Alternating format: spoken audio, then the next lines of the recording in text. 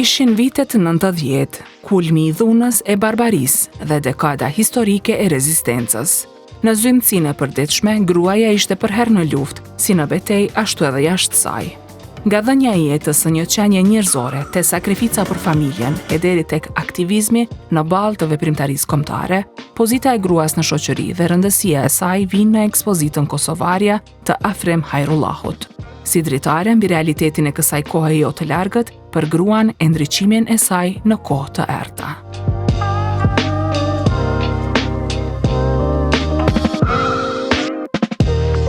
Është ekspozit për kujtesën kolektive, por imazhet e kapura nga fotografi Hajrullahu shpalosin edhe forcën, dinjitetin e historinë e grave të Kosovës.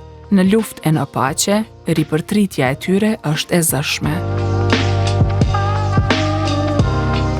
Nëna ime ndau fokin e 80% të grave të këtij vendi. Në ekranin e Kinemas Armata, dedikimi i projektit është bërë me dije se ka qenë për Emine Hajrullahun, nëna e fotografit, e cila vdiq më 2016 me një dëshirë të flakt që rrethanat ja kishin pamundsuar.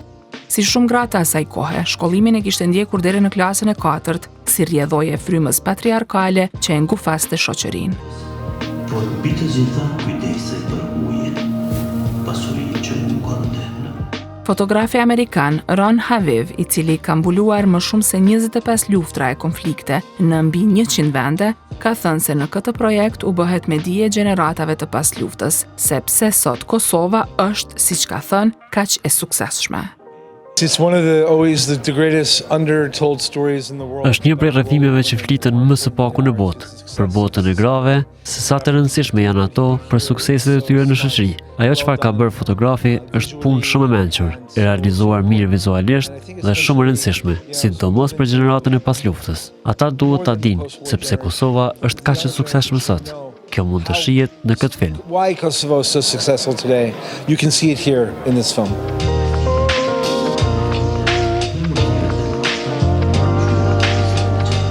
Fotografia e një punonjëse në maternitet tek mba një fëmijë të porsalindur e ilustron rrëfimin e tij për madhështinë e gruas. E peshën e përgjegjësisë, kujdesit dhe sakrificës nuk e matin bidonët e mdhenj me ujë që gratë shihen të bartin nga një fshat në tjetrin për të siguruar kështu jetesën e familjes. Gratë e rrafshit të Dukagjinit i prezanton si punëtore të veshjeve kombëtare.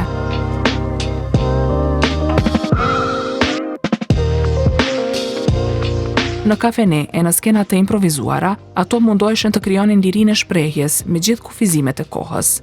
Këngëtarja e ndjer Violeta Rexhepagiçi është njëri prej zërave të kësaj epoke.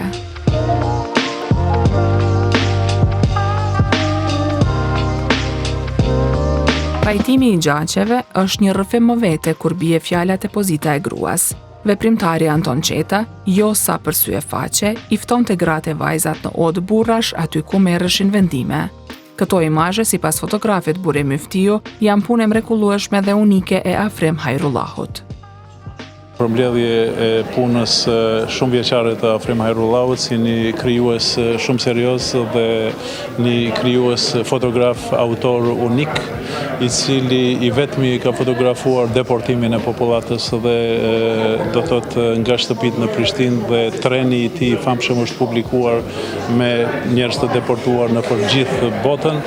Është një dëshmi i kohës dhe si të them një prej fotografia e afrimit padyshim që ka ndikuar që të intervenojnë edhe forcat aleate, Amerika, të gjitha ata, duke parë një reprizë të holokaustit të qifutve në Berlin.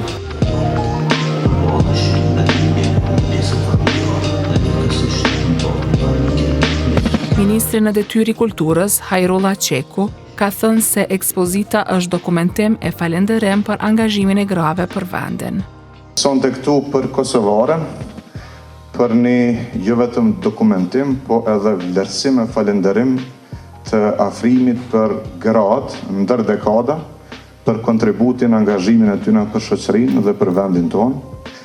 Afrimi si gjithmonë, ajo është vet i madh, vet i jashtëzakonshëm, po flet shumë pak.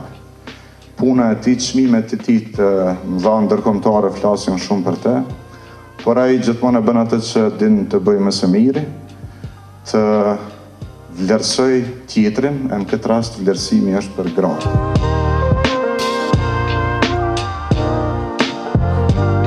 Ekspozita Kosovarja është shfaqur në ekranin e Armatës të enjtën dhe të premten.